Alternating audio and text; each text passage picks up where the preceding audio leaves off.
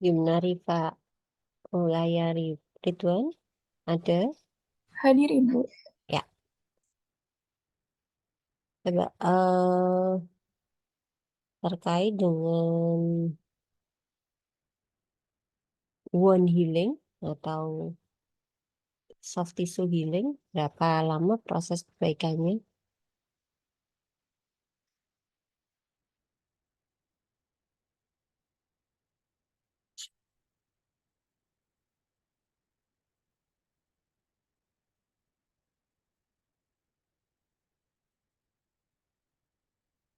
Lebih dari 5 hari Ibu. Lebih dari 5 hari. Ada tahapan-tahapannya, maksudnya gimana aja? Mulai dari perdarahan, kemudian proliferasi, begitu.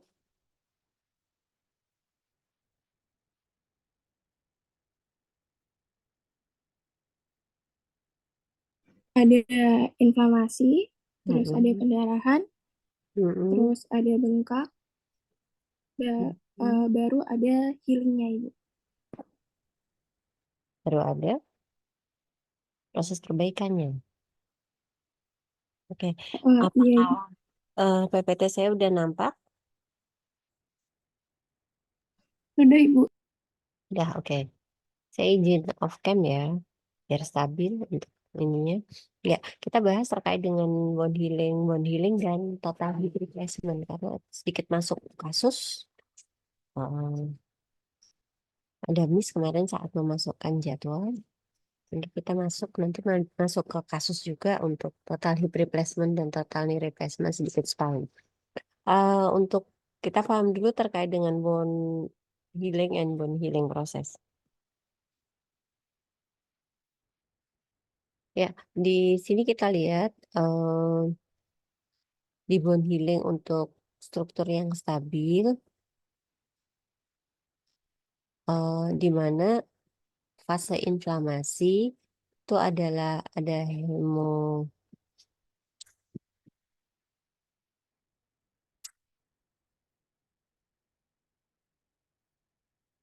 fase inflamasi itu adanya terjadi perdarahan, kemudian adanya sel-sel yang mengalami nekrosis, terus hematoma, dan akan keluarnya fibrin yang membentuk kayak mulai menutup sedikit-sedikit fibrinnya produksi kayak benang-benang halus untuk menutup ini ya eh, luka tersebut. Nah, ini terjadinya pada saat terjadi kerusakan dia sudah mulai kebentuk. Itu namanya fase inflamasi. Kemudian eh, soft kalus fase mulai terjadi ini pada tulang ya, mulai terjadi fase membentuk kalus yang masih lembut. Nah, ini fibrus dan kartilago, jaringan fibrus dan kartilago membentuk di antara dari perpatahan tersebut, kemudian meningkatkan vaskularisasi dan kapilernya menjadi melebar supaya darah cukup ke situ. Kemudian meningkatnya dari proliferasi dari selularnya. Nah, kemudian setelah itu osteoclast remove.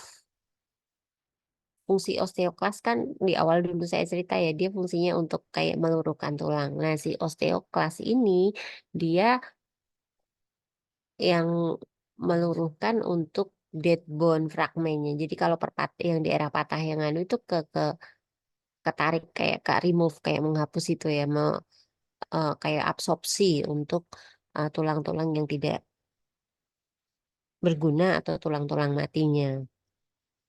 Nah, itu terjadi pada minggu pertama sampai ke-6. Jadi 1 minggu sampai 1,5 bulan setelah cedera. Terus mulai kebentuk hard kalus fase. Jadi fase kebentuknya tulang keras.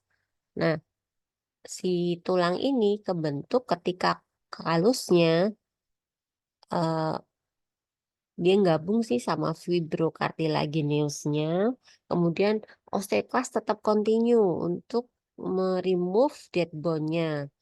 Kemudian osteoblast activity-nya mulai. Jadi eh, kalau kita lihat patah itu kan pertama mesti kebentuk nyambungnya seperti kalau kita nyangkok itu ya, jadi udah kecil tapi pas di daerah cangkokan itu dia agak lebih besar.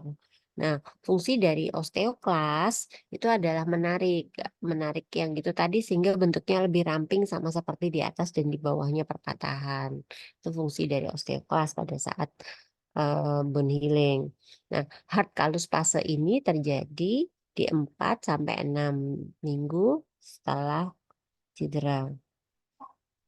Kemudian remodeling fase. Jadi kalau cedera tadi kan ada ini. Jadi mulai kebentuk softnya, kemudian hard calusnya, kemudian setelah sudah kebentuk hard calusnya terjadi remodeling. Remodeling fase itu 6 minggu sampai beberapa bulan atau tahun tergantung dari anatomi dan fisiologi faktor. Maksudnya Eh, kalau tulangnya kecil seperti antebrakii, tulang eh, radius ulna cepat. Apalagi pada anak-anak lebih cepat lagi, 2 minggu sudah bagus gitu ya. Tapi kalau pada femur karena dia besar, kemudian menahan berat badan, sehingga butuh waktunya lebih lama, butuh 4 bulan. Tapi kalau si antebrakii paling 3 minggu, 1 bulan itu sudah oke gitu. Nah, si kemudian fisiologis faktor juga usia pada lansia, kemudian pada anak-anak beda tentunya, nyambungnya lebih cepat pada anak-anak daripada pada lansia. Ditambah lagi nanti faktor-faktor komorbid. Kalau ada komorbid, tentunya lebih lambat lagi. Sehingga remodeling ini dimulai dari 1,5 bulan sampai dengan bulan atau tahun.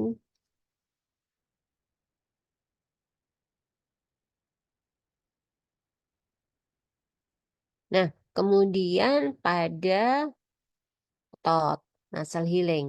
Ya, ini di dalamnya termasuk disruption dari muscle structure-nya.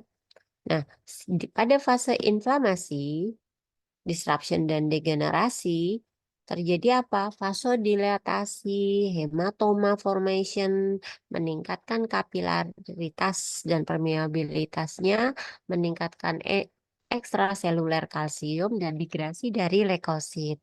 Jadi terjadi sesegera mungkin ya kalau bahasa hematom, inflamasi fase itu terjadi ketika begitu cedera itu terjadi di last minutes atau jam. Jadi pada hitungan menit jam itu sudah mulai terjadi fase inflamasi. Kemudian fase proliferasi. Fase proliferasi di mana neutrofil dan makrofag migrasi. Jadi adanya migrasi dari neutrofil dan makrofag itu di 1,5 bulan, 1 minggu sampai dengan 1,5 bulan setelah cedera. Kemudian untuk remodelingnya atau bahasa kalau di otot fibrosis eh, ini adalah di mana kolagen sintesis dan meningkatkan densitas serta skar formasinya. Nah, ini bisa terjadi untuk beberapa bulan gitu ya. Rata-rata sih di otot tiga bulan itu mulai terjadi remodelingnya. Jadi terus pada jaringan epitelial. Epitel itu berarti apa? Kulit ya. Epitel tisu, jaringan contohnya kulit. Nah, koagulasi fase mulai terjadi pembekuan di mana terjadi vasokonstriksi, platelet agregasi, clot formasi. Nah, ini terjadi sesegera mungkin setelah cedera, kemudian terjadi inflamasi fase, di mana terjadi vasodilatasi dari polimorfonuklearnya, kemudian terjadi fagositosis. Nah, ini pada luka di epidermis segera mungkin menjadi tightening gitu. Nah, ini di sekitar 2 hari, 2 jam sampai dan mulai terjadi epitalisasi pada hitungan jam. Jadi di 2 jam itu mulai terjadi ini ya, epidermis menjadi tightening-nya di 2 jam. Terus terjadi granulasi fase. Nah, fase granulasi itu eh, terjadi fibroplasia, epitelisasi, dan kontraksi pada lukanya. Fibroblast kelihatan di 2 sampai 3 hari. Jadi mulai-mulai kebentuk ya fibroblastnya itu di 2 sampai 3 hari dan dominan pada hari ke-10. Terus terbentuk skar formasi. Nah, ini masuk di maturity fase, di mana eh, terjadi sintesis kolagen. Terus jarang juga menjadi full elastis dan strength elasticity-nya, strength-nya itu terjadi full itu jarang. Jadi kulit biasanya kalau udah terjadi luka lebar gitu, terus kayak terjadi apa ya, kayak keloid gitu, maka mendapatkan elastisitas sama strength-nya kan jadi jarang juga kalau mencapai full seperti sebelum terjadi perlukaan.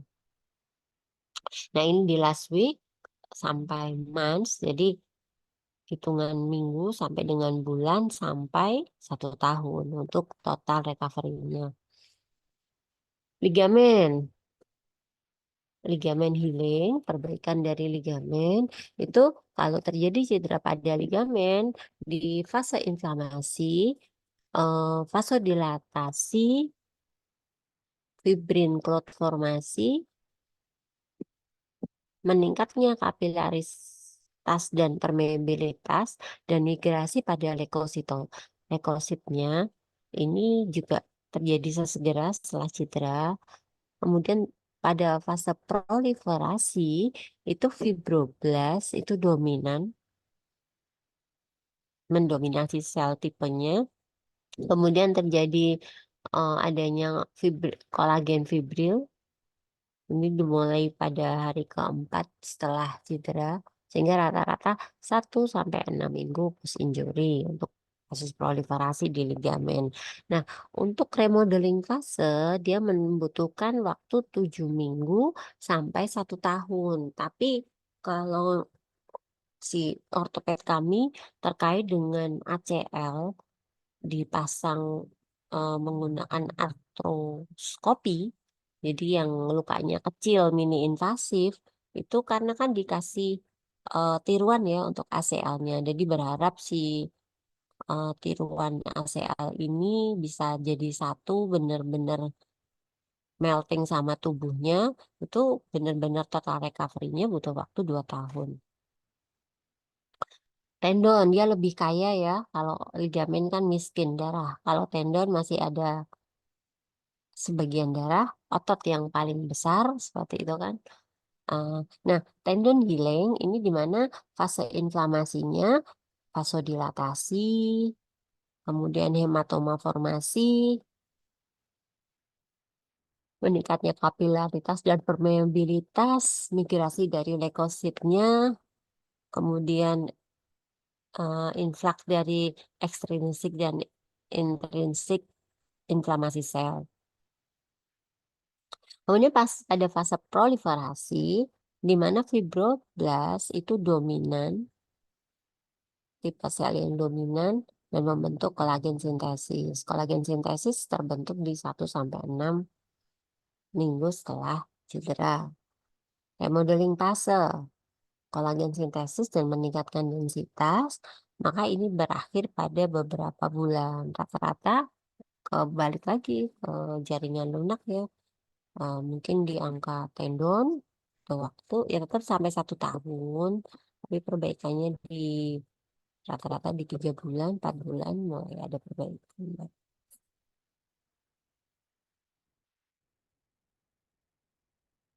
Ya, dua proses yang berbeda ya. Kalau kita cerita soft tissue dan healing ini, healing itu respon tubuh terhadap cedera dalam upaya mengembalikan struktur dan fungsi normal. Regenerasi, ketika penyembuhan terjadi dengan proliferasi sel parenkim dan biasanya menghasilkan pemulihan lengkap dari jaringan asli. Bedanya sama repair, ketika penyembuhan terjadi dengan proliferasi dari elemen jaringan ikat yang mengakibatkan fibrosis dan skar. Itu bedanya regenerasi dengan repair. Jadi ini dua proses yang berbeda. Pada saat healing itu ada dua konsep. Apakah dia regenerasi, repair. Tapi ini biasanya jalannya bareng nih, regenerasi sama repairnya.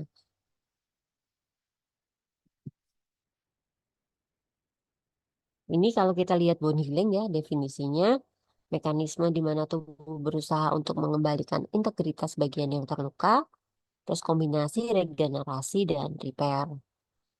Stadium pada wound healing,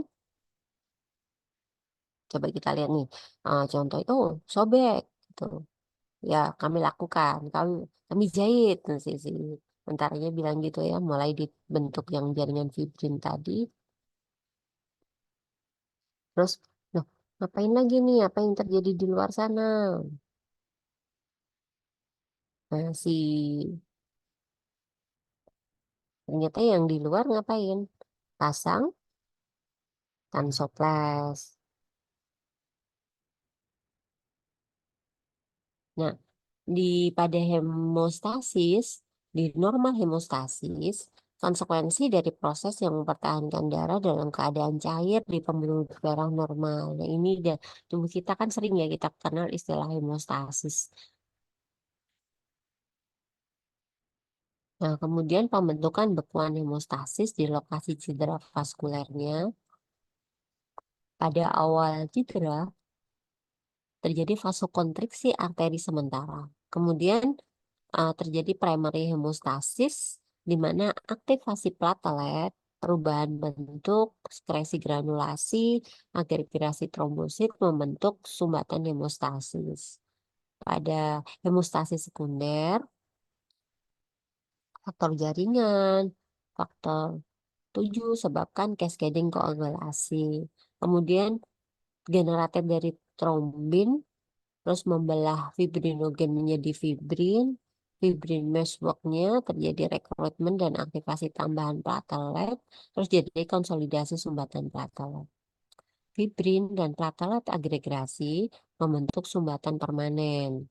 Mekanisme kontrregulasi di mana PTE membatasi sumbatan hemostasis ke tempat cedera.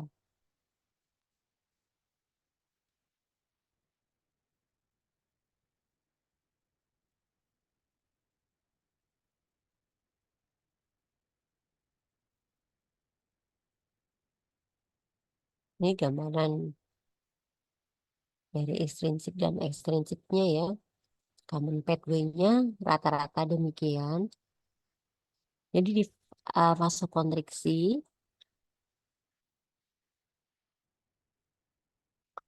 kolagen, endotelin rilis.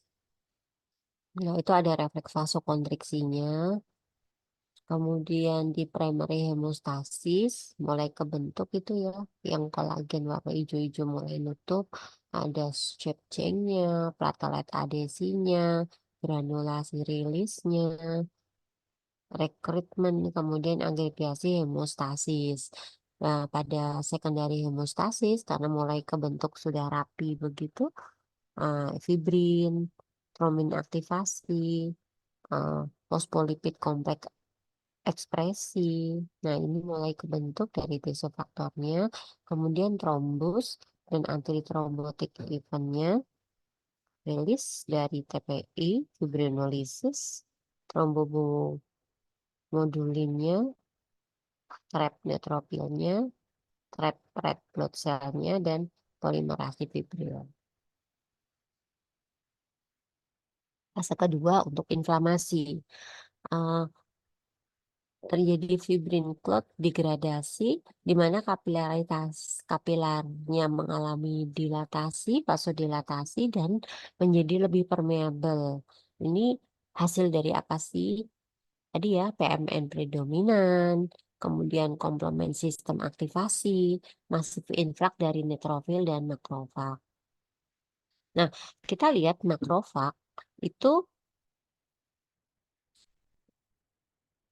adanya debridement, eh, remove dari jaringan yang mengalami luka tadi, kemudian ada antimakrobial aktivitas, kemudian chemotaksis dan proliferasi dari fibroblast dan keratinosis, angiogenesis, deposit, dan remodeling dari ECM. Nah, ini ada keluarannya masing-masing. Contoh antimicrobial activity, maka dia ngeluarin si nitric acid dan eros. Kemudian debridement removal, itu dia ada proses fagositosis, kolagen, dan elastase. Ya paling nih, pada saat makropak ngapain, siapa yang dikeluarkan. Granulasi, sampai di 4 minggu luka yang bersih, tidak infeksi, maka subfasanya adalah fibroplazia, matrik deposisi, angiogenesis, dan reepitalisasi. Remodeling atau maturitas. Pada fase remodeling, kolagennya degradasi dan deposit, kemudian terjadi kontraksi dari wound-nya, kemudian kebentuk maksimum tensile strength pada minggu ke-12 dan menghasilkan scar sampai 80% dari original skin yang terganti. Nah, ini gambaran dari fase 4 wound healing ya. 1 sampai 3 hari hemostasis, stop bleeding. Hari ketiga sampai ke-20 terjadi inflamasi. Ini kebentuk new Fembrock untuk blood vessel growth-nya. Minggu pertama sampai ke-6 mulai terjadi proliferasi dan granulasi. Dan minggu ke-6 sampai 2 tahun itu adalah remodeling atau maturasi. Jadi waktunya sampai 2 tahun ya. Seperti ACL tadi memang butuh 2 tahun.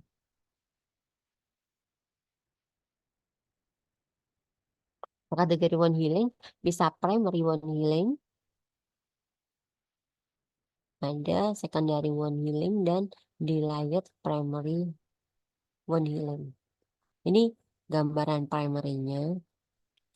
Karakteristiknya kalau primer, perbaikan primer itu clean, tidak terinfeksi, lukanya rapi, rata seperti di sayat kayak surgical incisi itu kan seperti sayatan pakai pisau gitu ya.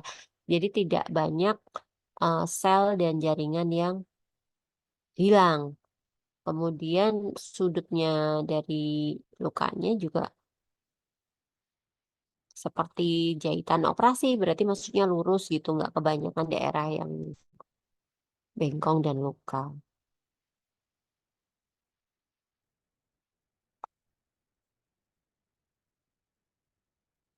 Di primary wound healing ini,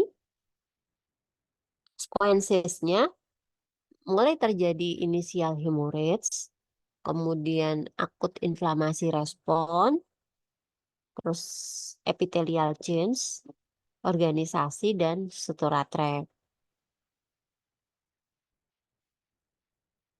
Pada secondary, kalau tadi lukanya kecil seperti sobekan operasi dan sebagainya untuk di primary, di secondary itu open dengan jaringan yang rusak itu lebar, bahkan nanti terjadi infeksi, terus loss dari sel dan jaringannya banyak yang hilang. Nah, ini nggak anu ya nggak dekat seperti luka surgical sutura tapi open. Jadi kalau secondary wound healing itu memang lukanya lebar, resiko infeksinya tinggi, seperti itu ya. Sequencesnya ada inisial hemorrhage, inflamasi fase, epithelial change, granulasi tisu, dan wound kontraksi. Jadi perbedaan antara primary dan secondary wound healing itu di mananya? Clean-nya, si primary-nya clean, secondary not clean, nggak bersih lukanya. Infeksinya di primary nggak infeksi, secondary infeksi. Marginnya dari ini lurus aja, maksudnya rapi gitu lukanya, mendekati jahitan dari surgical, tapi kalau di secondary irregular, nggak beraturan, nggak berbentuk. Suturnya digunakan, use, bisa digunakan, ini not use. Kemudian healing, terjadi small granulasi tissue, tapi kalau di secondary itu granulasi, jaringan granulasinya large, besar. Outcome, begitu sudah nutup lukanya gitu ya, outcome-nya, skarnya linear, lurus aja kecil. Tapi kalau di secondary itu irregular wound. Komplikasinya jarang pada primary, tapi di secondary sering karena ada infeksi dan sebagainya tadi ya. Nanti jadi hmm, macam-macam. Kemudian dilayat primary wound healing. Jadi ada primary wound itu eh, bisa jadi terjadi delayed. Nah, wound edge itu tidak aproksimat. Jadi kebentuk luka itu tuh tadi tidak sesegera mungkin kebentuk gitu ya. Terus eh, bersih dan observasi dari beberapa hari untuk eh, memastikan tidak ada infeksi sebelum dilakukan operasi. Terus lebih dari 24 jam cederanya, terus terkontaminasi dengan crash wound atau digigit oleh binatang. Jadi kalau delay primary wound healing itu bisa jadi karena kasusnya digigit binatang, terkontaminasi dengan crash wound, kejadiannya lebih dari 22 hari, 24 jam. First clean dan observasi untuk beberapa hari untuk memastikan tidak terjadi infeksi. Nah, faktor yang menyebabkan berpengaruh terhadap wound healing apa tempatnya? Tempat itu sangat berpengaruh ya. Kalau daerahnya kaya darah ya cepat nyambungnya. Tapi kalau daerah miskin ya jadi lambat. Struktur yang terkena, mekanisme cederanya, kontaminasi, hilangnya jaringan, lokal faktor dan sistemik faktor. Apa aja lokal faktor dan sistemik faktor? Nah, komplikasi dari bone healing bisa infeksi, kemudian pigmentasi jadi hitam, kemudian defisien dari skar formasi, kemudian incisi hernia, hipertrofi skar atau keloid, eksesif kontraksi, dan neoplasia. Jadi kita lihat wound healing tuh kayak gini ya komplikasinya. Jadi nggak hilang, terus ada bekas-bekas yang besar. Bahkan ini jadi sadek atrofi demikian. Atau ada penis, ini jadi bisa nggak lurus, jadi bisa melengkung demikian. Ya. Kita masuk di bone atau fracture healing, healing dari tulang, cortical bone. Jadi ini ya bedanya kalau yang halus ini namanya cortical bone, kalau ini cancellous bone. Nah, tipe healing dari fraktur, kemudian stadium dari healing fraktur dan faktor yang menyebabkan fraktur healing, efektif fraktur healing. Tipe dari bone healing. Ada primer, ada second. Nah, di primer itu healingnya langsung nyambung, hematomnya telah selesai dengan operasi treatmentnya biasanya dengan operasi, kemudian nyambungnya susah untuk mengevaluasi union pada X-ray-nya. Jadi kalau primer di X-ray-nya kan jadi kalau awal-awal kan belum kelihatan karena belum ada tisu formasinya. Kemudian di secondary fracture healing itu healingnya dengan kalus, hematom tidak.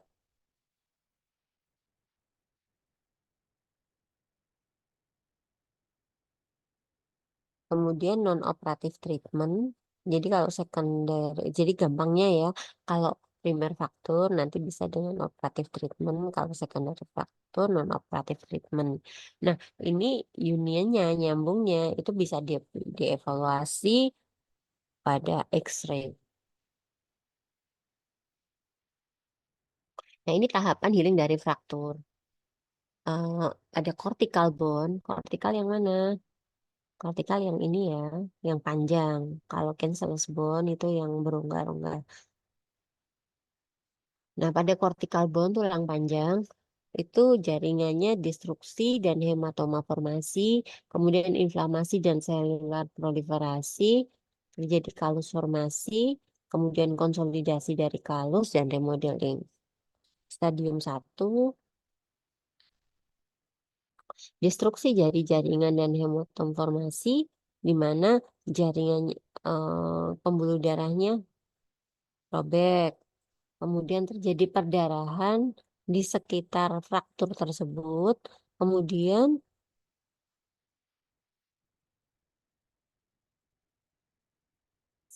di ini ya, bone pada daerah permukaan fraktur deprivate dari banyak dengan blood supply-nya. Kemudian jadi mengalami dashback untuk sekitar 1 sampai 2 mm.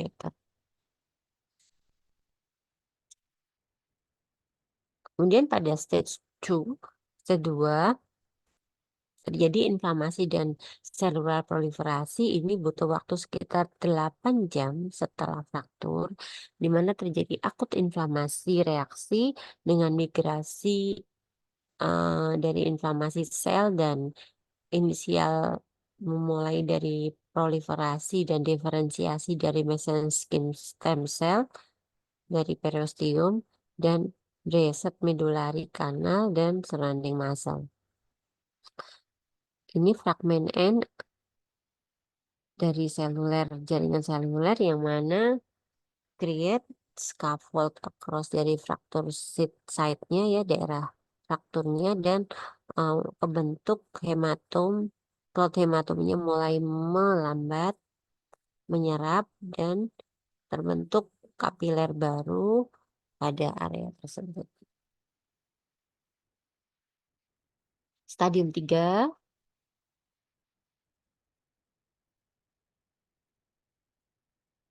jadi terjadi diferensiasi stem cell, kemudian adanya thickening seluler massanya, dan imatur fiber bond.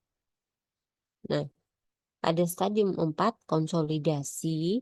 Jadi dimaksud konsolidasi adalah woven bond bertransformasi ke lamellar bone, kemudian osteoklas mengalami debris pada fraktur lainnya, dan osteoblast itu yang membentuk bayinya tulang ya, osteoblast ini mengisi gaps di antara fragmen dengan newbornnya. Kalau osteoklas itu menarik si tadi ya, dead, jaringan yang mati dan sebagainya, kemudian eh, menarik area yang dead tadi, kemudian close behind them.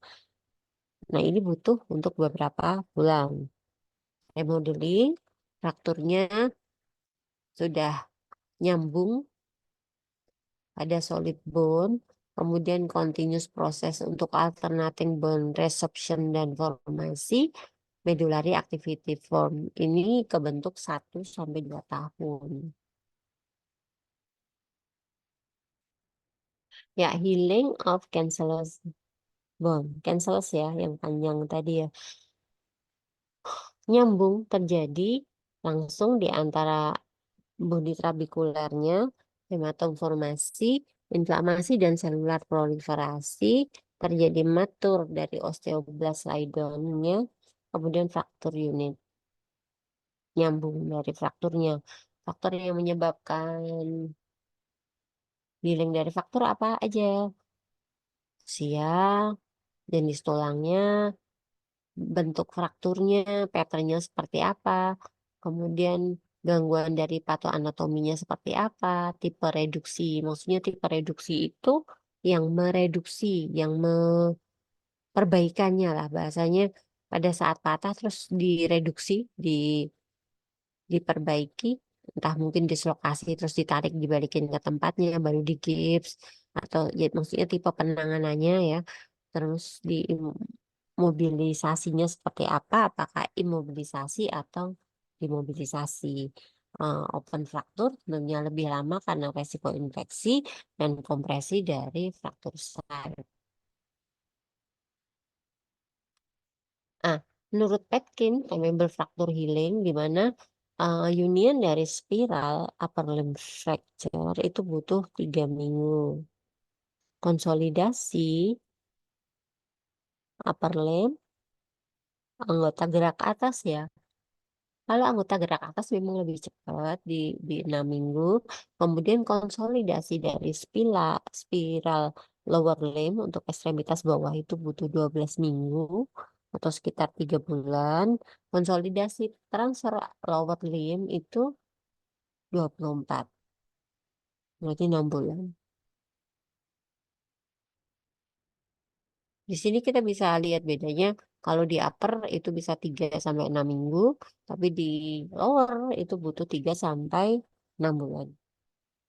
Nah, pendekatan dari konsolidasi spiral dan transfer fraktur pada upper and lower extremity di spiral, ada patah yang jenisnya spiral, itu berarti kan di upper limb-nya 6 minggu, di lower limb-nya 12 minggu. Sedangkan transverse itu 12 minggu dan di lower limb-nya 24 minggu.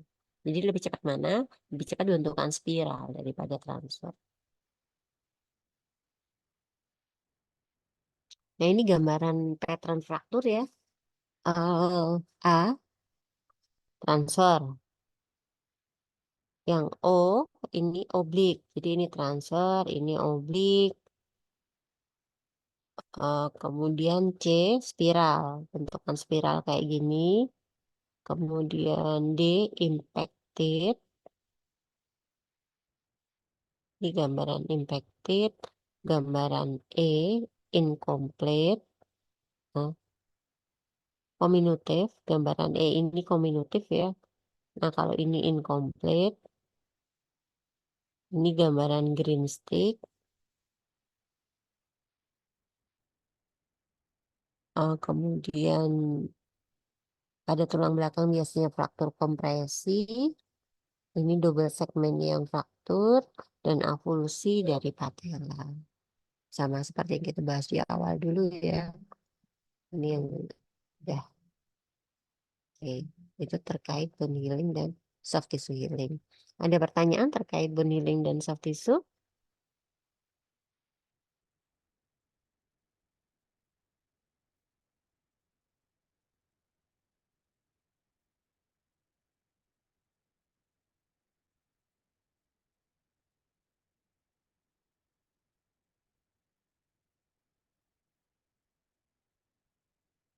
Kita masuk ke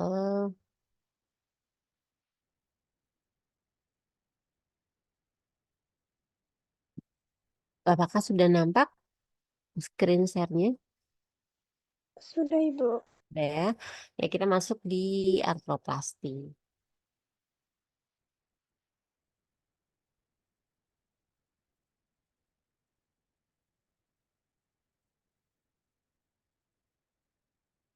Pada artroplasti,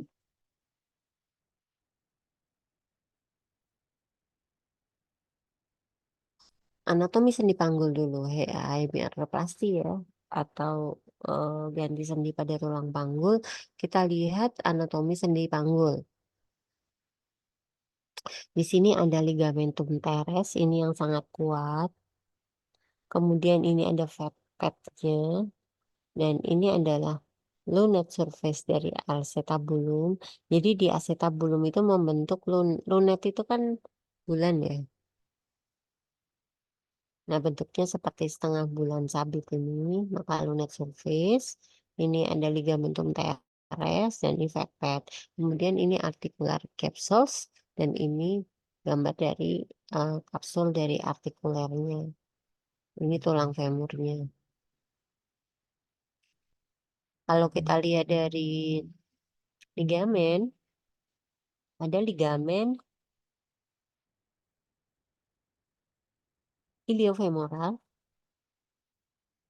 kemudian pubofemoral, dan kalau dari tulangnya ini adalah trochanter mayor, ini trochanter minor. Ehm, Terus di sini ada iliofemoral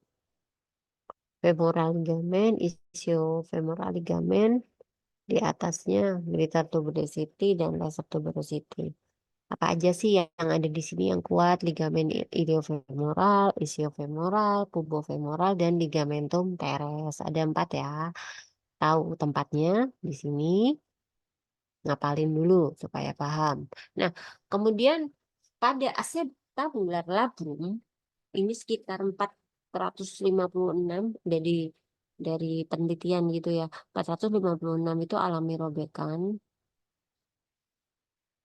labrum, rata usianya 38 tahun. 73% labrum juga mengalami kondral dan 6% murni kondral tanpa robekan labral.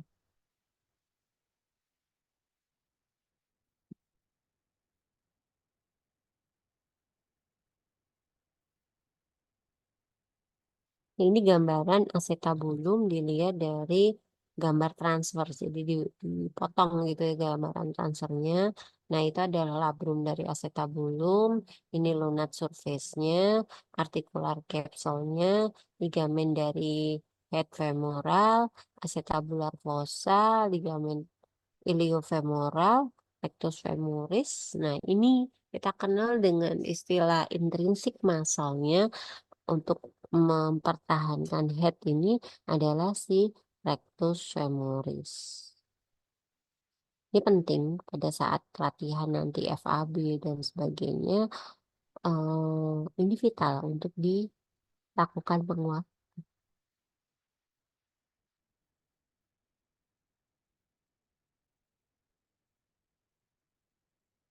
FAI, femoroacetabular impingement. Ini sering terjadi pada orang muda atau setengah baya aktif, terutama aktivitas fleksi hip penuh.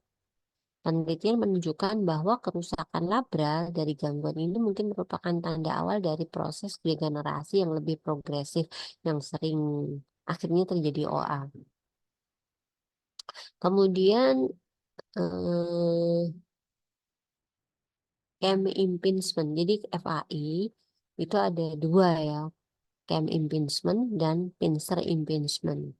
Cam impingement itu adalah abnormal jarak antara head dan neck femur. Jadi aterosuperior acetabular, primernya rusak kartilago, sekunder labral. Pincer impingement itu acetabular abnormality, primernya rusak dari labrum, sekundernya kartilago. Bedanya di situ ya, kalau primernya di cam impingement itu primernya rusak kartilago, Tapi kalau yang di pincer impingement primernya rusak labrumnya. Nyeri terasa pada fleksi pinggul berlebih dikombinasikan dengan rotasi internal dan adduksi. Berarti gerakan yang kita teskan kepada pasien itu adalah endorotasi, adduksi, kemudian fleksi. Jadi nyeri pada saat fleksi, kemudian dirotasi, internal rotasi dan adduksi, maka nyerinya terasa. Rata-rata dikasih obat pereda nyeri seperti NSAID,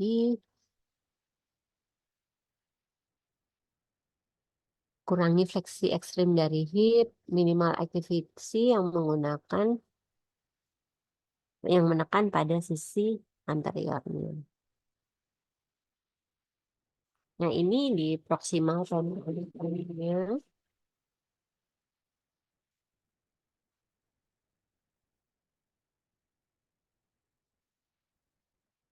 Ini pembebanan pada sendi panggul. Pembebanan pada sendi panggul.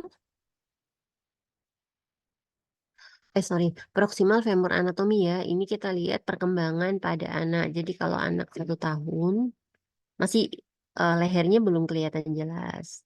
Kemudian ini anak 4 bulan, nggak kelihatan bentuknya masih seperti ini. Nah, nanti pada usia 4 bulan seperti ini. Ini 1 tahun bentuknya demikian.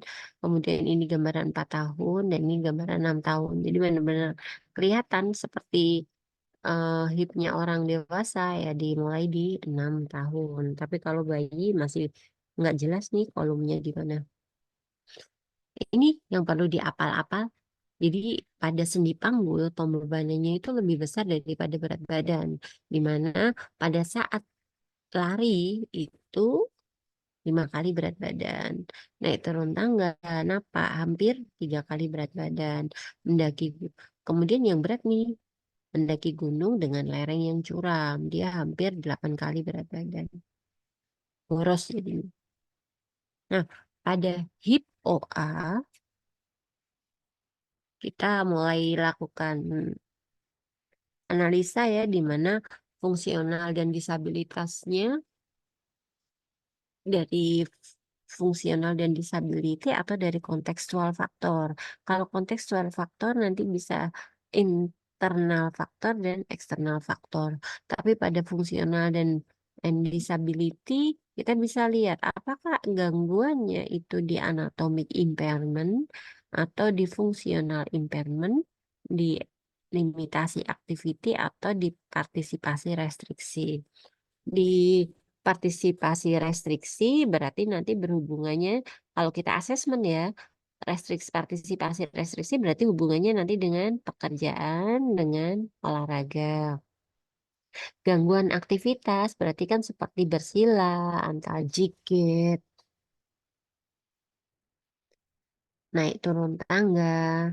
Kemudian dari gangguan fungsionalnya bisa jadi lemah, hipomobility, dan nyeri inguinal. Jadi nanti jangan bingung membedakan antara gangguan fungsional dengan limitasi aktivitas. Kalau gangguan fungsional itu jadi lemah, hipomobility, nyeri inguinal, tapi kalau limitasi activity itu sudah masuk dari fungsional impairment ini, tapi dimasukkan menjadi bentuk aktivitas. Aktivitas kan seperti bersila, kalau jalan jadi antaljikit, naik turun tangga, kayak gitu ya. Tapi kalau fungsional impairment itu lebih ke arah gangguan gerak, lemah, nyeri, terbatas ROM, kayak gitu. Itu di fungsional impairment. Nah, kita lihat dari anatomical impairment. Anatomis di sendi panggul itu kan ada 4 ya. Rawan sendi, kapsula ligamenternya, otot atau tendonnya, dan vaskular. Ingat ada 4 daerah yang menjadi dari keluhannya pasien kita bisa menentukan, oh ini masalahnya apakah di rawan sendinya, atau di kapsuloligamenternya, atau di otot atau tendonnya, atau gangguan vaskuler.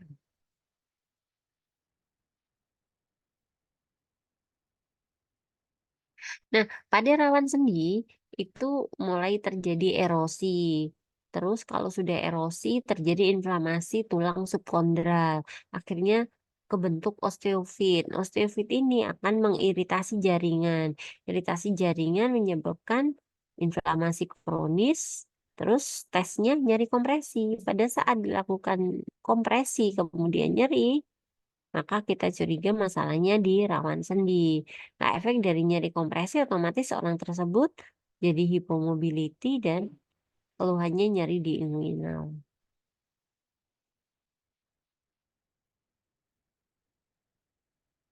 Kapsula ligamenter. Kapsula ligamenter ini bisa dua. Apakah dia laxity atau kontraktur? Laxity, kalau yang laxit, kendor, itu terjadi deformitas.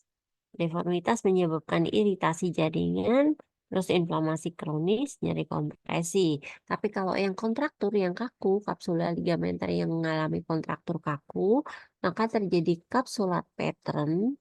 Nah, ini tesnya positif kalau dilakukan nyeri regang. Nah, pada kapsular pattern itu pasti terjadi hypomobility. Dilakukan tes regangan juga terjadi hypomobility.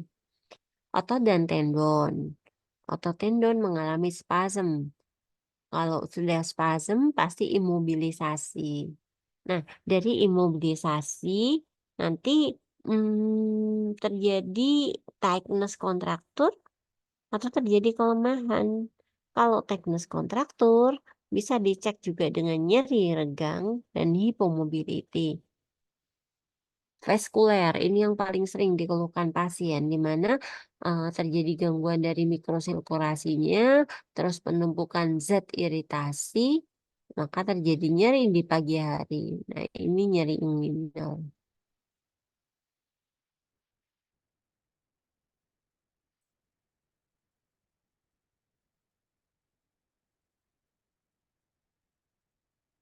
Yang kita bahas di awal ya, ini yang nggak normal yang mana?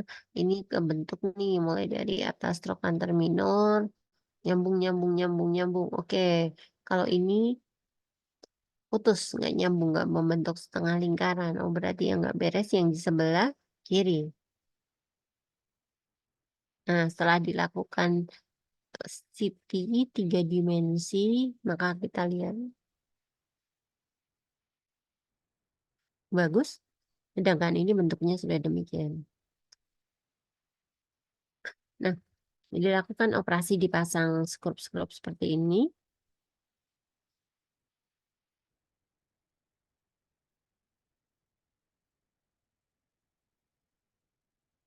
Dislokasi ya. Ini kebentuk setengah lingkaran. Ini, oh, jadi jauh di sini. Ya, nggak nyambung nih, dia dislokasi. Nah, dislokasi yang dibiarkan akhirnya nggak ada kissing di permukaan persendiannya, maka si kepalanya femur jadi hilang. Ini jadi hilang. Kita kenal dengan istilah avascular necrosis.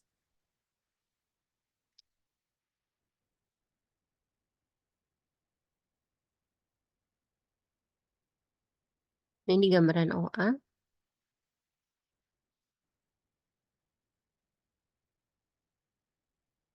Etiologinya ya, apakah nanti terjadi subluxasi, samakna, Oxapara, minor deformity, dan potosio itu untuk abnormal stres. Kalau defektif kartilago, kerusakan yang di kartilago bisa jadi karena infeksi, rheumatoid, dan kalsinosis. Kemudian dari abnormal bone, kita akan kebentuk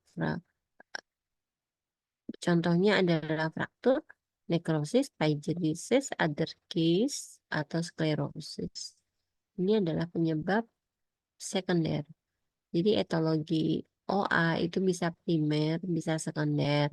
Primer itu idiopatik malah nggak diketahui. Mungkin karena anatomis atau mekanisme faktor.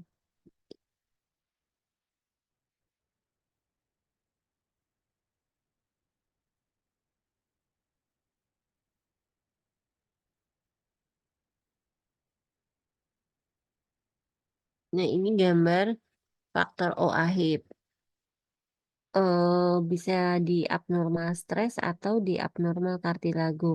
Pada abnormal stres itu penyebabnya bisa jadi karena obesitas, ab- abnormal dari anatominya, adanya mikrofraktur dan bone remodelingnya, loss dari joint stability dan trauma. Tapi kalau dari abnormal cartilage itu karena penuaan, genetik dan metabolic disease, inflamasi dan immune system activity. Nah, abnormal stress atau abnormal cartilago itu kompromis cartilage. Nah, ini biophysical change dan biochemical change. Maka baik dari sisi biofisikal maupun biochemical akan terjadi cartilago breakdown.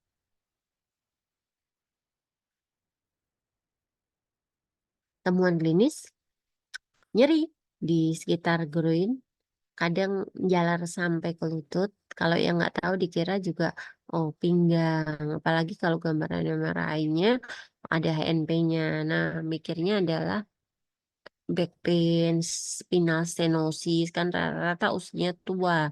Jadi dokter kalau ngerujuk ke fisioterapi, back pain, spinal stenosis. Padahal masalahnya ada di pinggang, ada di hip joint-nya. Stiffness, kalau jalan pincang, dites berdiri satu kaki Trendelenn, kemudian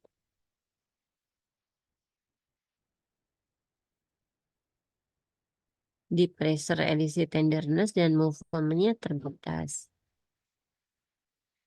Ini gambaran patologinya, gambaran radiologi ya untuk temuannya. Ada apa aja nanti bisa dibaca sendiri. Nah, menurut si klasifikasi Tonis, hip OA itu ada gambaran grade 1, 0, 1, 2, 3. Kemudian treatmentnya kalau udah OA untuk obat-obat yang mengurangi gejala bisa diberi paraset, NSAID, opioid, dan kombinasi.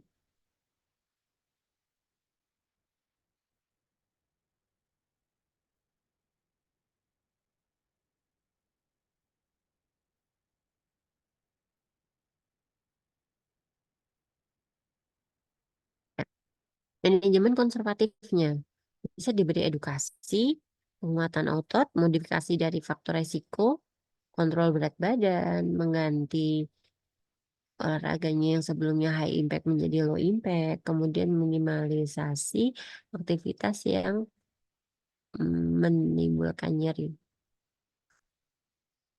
Ini assisted devices-nya, walking can, contoh-contoh alat bantunya ya. Nah, operasi, artroskopi, debridement, osteotomi, hip resurfacing, hip arthroplasty. Pada hip arthroplasty, indikasinya OA yang sudah tahap akhir, simptomik atau severe OA arthritis, preferred treatment-nya untuk pasien yang lebih tua.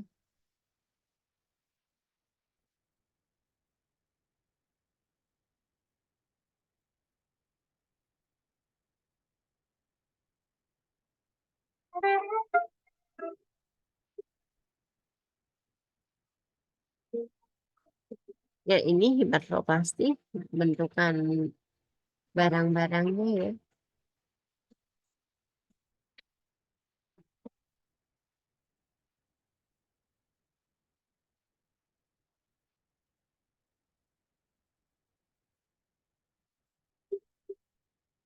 Nah, pada gambaran anteversion angel itu normalnya 5 sampai 25.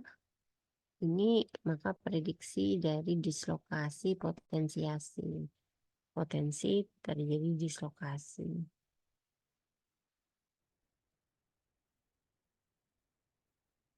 Estimasi dari anteversi anteversi angel dari circumferensia wire-nya. Nah, THR itu adalah prosedur bedah di mana sendi panggul digantikan oleh implan. Total penggantian Total hipertrofasi terdiri dari menggantikan acetabulum dan kepala femurnya. Indikasinya OA, RA, trauma, osteonekrosis atau avaskular nekrosis, tumor tulang yang merusak sendi panggul, Orif tidak berhasil.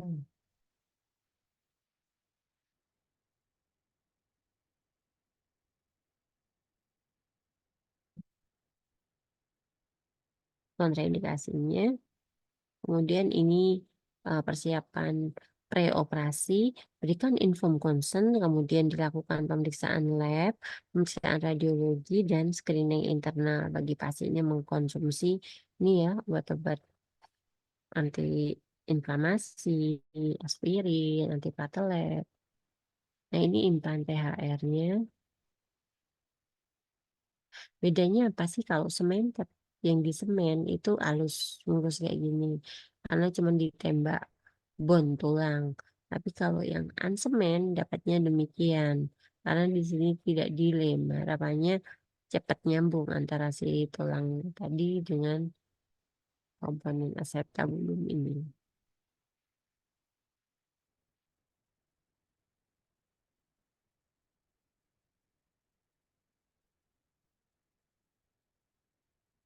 Nah, ini pemilihan implan. Apakah dia di lansia lebih dari 65 tahun? Kebutuhan kalau di cemented, yang di semen itu usianya lebih 65 atau pada lansia, kebutuhan activity-nya juga kecil, tapi ini fiksasinya cepat, lebih bagus. Listeningnya juga lebih lama. Tapi pada semenless, maka diberikannya kepada usia muda, aktif, jaga dulu, nggak boleh napak selama 1,5 bulan. Kemudian lihat juga fiksasi long termnya seperti apa. Nah, ini perbandingan semented dengan semenless, di mana 98 ketahanan implannya 100 tahun dan 10 tahun dan 93% ketahanan implannya 25 tahun. Di semenless teknik sama dengan semented,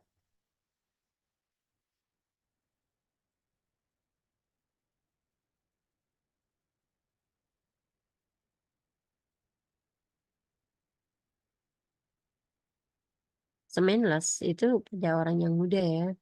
Terus pada pendekatan operasi hip, kita lihat apakah dia pendekatan posterior, anterolateral, dan transtrokanterik. Kelebihannya, pada posterior itu mudah dilakukan, mudah melihat femur, jarang terjadi pincang, tapi kekurangannya gampang dislokasi. Pada anterolateral mudah dilakukan, maka dislokasinya rendah, kekurangannya pincang.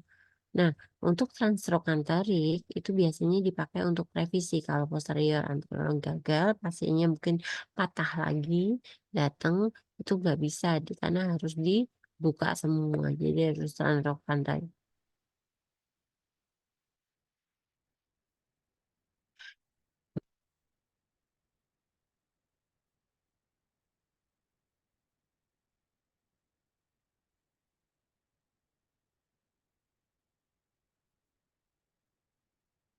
Nah ini ya, kalau pada anterolateral itu nyobeknya samping, posisinya terlentang. Kalau pendekatan posterolateral, pasiennya dioperasinya tidurnya miring seperti ini. Hal-hal yang kontraindikasi yang kita omongkan kepada pasien sebelum pasien operasi. Jadi pada pendekatan posterior, itu nggak boleh gerakan fleksi lebih daripada 90, adduksi dan indorotasi. Pada pendekatan anterolateral, direct lateral, maka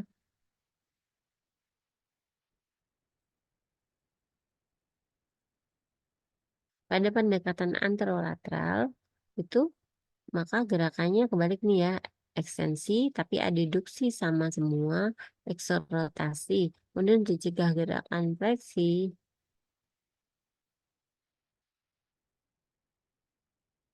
Ya, ini pada pendekatan transgluteal, cegah gerakan adduksi, Jika gerakan abduksi aktif melawan gravitasi dan mulai boleh jalan kan itu dipatahkan ya. Jadi kesannya seperti penanganan fraktur femur. Boleh nepaknya setelah 4 bulan. Nunggu dulu terjadi bone healing. Komplikasinya bisa DVT, bisa relatif dan lain-lain. Nanti bisa dibaca sendiri ya. Outcome measures-nya yang sering dipakai adalah Harris Hip Score. Ini pun boleh dilakukan untuk outcome measures-nya. Ini gambaran Harris Hip Score. Sehingga tinggal fisioterapi tinggal nyentang-nyentang terus ngukur nih RLM-nya berapa. Sehingga kita bisa melapori operasinya dokter apakah ini berhasil.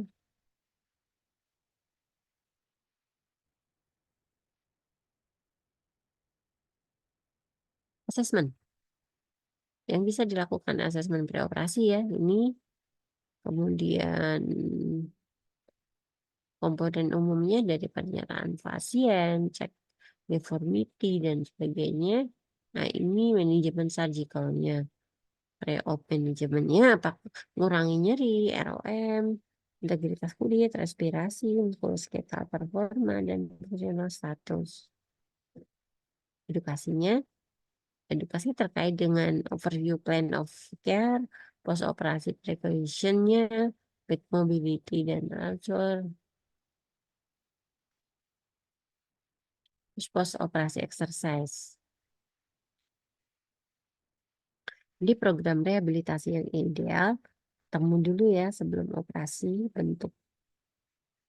Jadi eh, pada kasus yang sama, mungkin THR yang mau dioperasi bareng-bareng, nah itu bisa dilakukan grup terapi. Tapi nanti kadang lulusnya beda-beda tergantung kekuatannya. Kalau kekuatan sudah oke dioperasi, dioperasi. Tapi kalau yang lemah ya mundur lagi. Kemudian ini inpasien dan outpasien ya, yang atas itu pada saat pasien eh, gimana duduk ke berdiri, cek kekuatannya.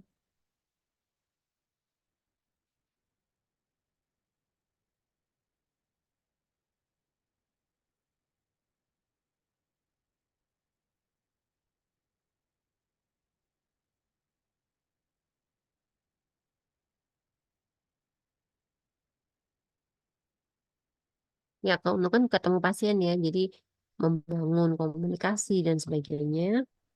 Kemudian manajemen pos operasi bisa latihan bertahap, fungsional, pendidikan pasien.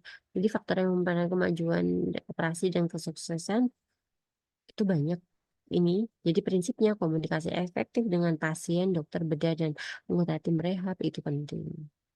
Bagaimana untuk rehabilitasinya? Praoperasi, sebelum operasi kita harus asesmen di rumahnya, asesmen pasiennya gitu, asesmen rumah. Terus ngajari mekanika tubuh, nggak boleh latihannya apa. Oh nggak boleh begini, nanti bisa lepas. Nggak boleh begitu, nggak bisa lepas, karena bisa lepas. Sehingga harus ngapain? Oh dipasang sparasi ke depannya.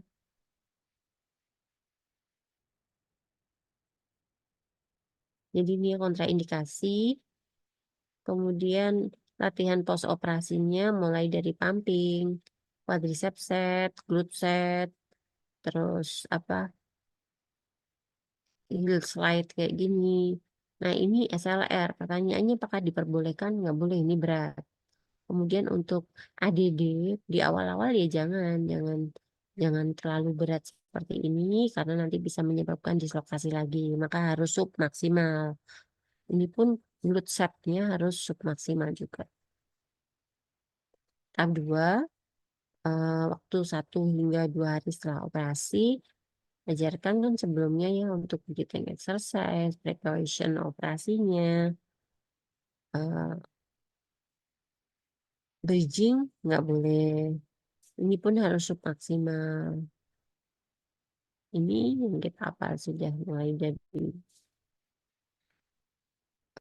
kemudian pada hari PO di hari pertama frekuensi rata-rata 1 sampai 3 hari, 3 kali per hari, 5 sampai 7 hari per minggu. Nah, latihannya apa? Sama seperti hari ke-0 tadi. Ingatkan kontraindikasinya, terus latihan upper ekstremitasnya.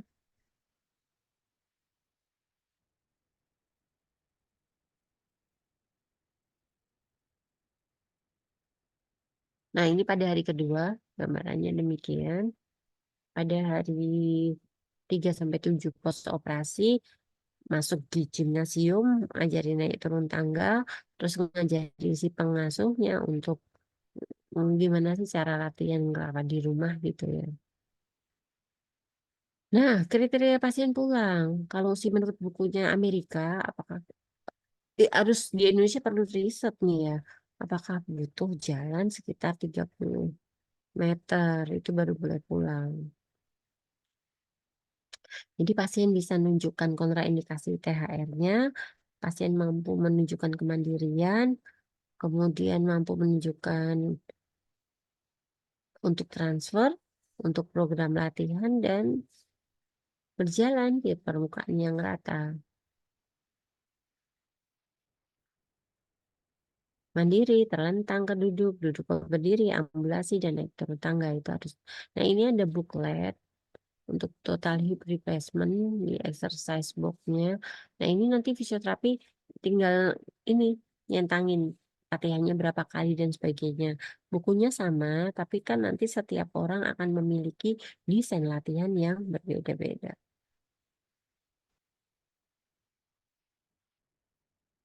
Ini tahap kembali ke rumah ya. Tujuannya mengevaluasi keamanan di rumah, pastikan kemandirian pasien dengan transfer dan ambulasi. Nah, fase perawatan di rumah mulai 24 jam setelah pulang. Edukasi. Nah, ini latihan di rumahnya bisa UKC maupun CKC, close chain posisi atau open chain posisi. Ini hamstring strap-nya, mini squat, heel slide, slide stepping, naik turun tangga, berdiri satu kaki, tapi harus dengan pengawasan juga. Nah, berjalan itu menggunakan walker atau kruk, terus tongkat sampai keseimbangan normal, latihan bertahap dari 5 sampai 10 menit, menjadi 20 sampai 30 menit. Exercising, sepeda dengan tempat duduk tinggi, jadi diayunkan ke belakang dulu baru dibawa ke depan.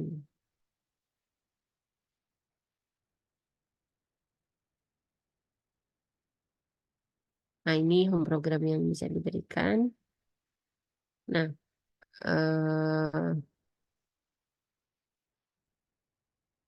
latihannya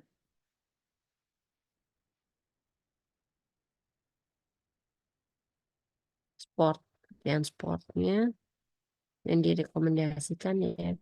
Kemudian kalau ditanya gimana sih eh, terkait dengan seksual intercourse, hubungan seksual, maka kita jawab sesuai dengan buku ya. Menurut jurnal, menurut penelitian, itu seperti ini. Ini bisa dijelaskan kepada pasien. Nah, ini ada sebuah case report pasien dengan total hip arthroplasty, dia seorang atlet golf. Kemudian dilakukan latihan, kemudian dari pemeriksaan ditemukan kelemahan dan didesain latihan yang seperti ini. Nah, setelah intervensi 8 minggu post-operasi, maka ada peningkatan demikian. Nah, ini jenis latihan yang bisa dilakukan ke pasien golf tadi. Nah, ini ada seorang laki-laki 45 tahun, primary left hip OA. Bapak ini udah kaku karena primer. Setelah 5 tahun follow up, dipasang itu. Tadi dia bisa nih sholat duduk di antara dua sujud, bisa jongkok ya karena masih muda ototnya kuat ya. Tapi kalau lansia ya sudahlah sholatnya disuruh duduk di kursi daripada sakitnya lain-lain keluar.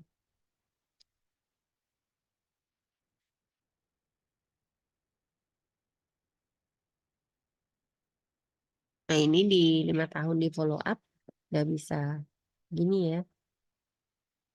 Nah, ini congenital disease OA-nya. Oh, benar-benar semua diganti ini ya. Ya, oke. Sampai di sini ada pertanyaan.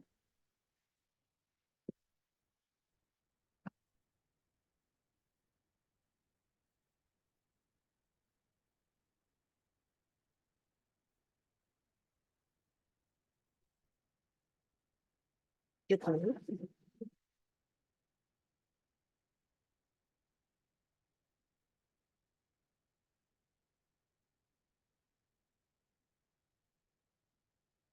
Cukup. Cukup.